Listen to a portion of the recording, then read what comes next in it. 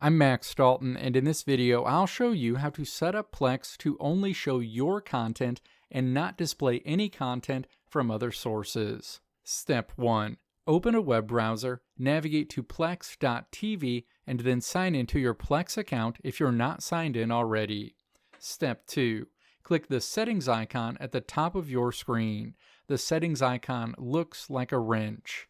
Step 3. Click Online Media Sources in the menu on the left side of the screen. Associated options are shown on the right side of the screen.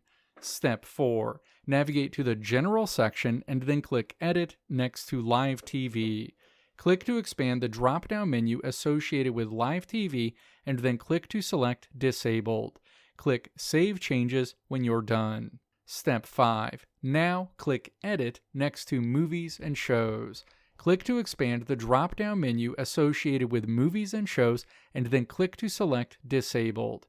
Click Save Changes when you're done.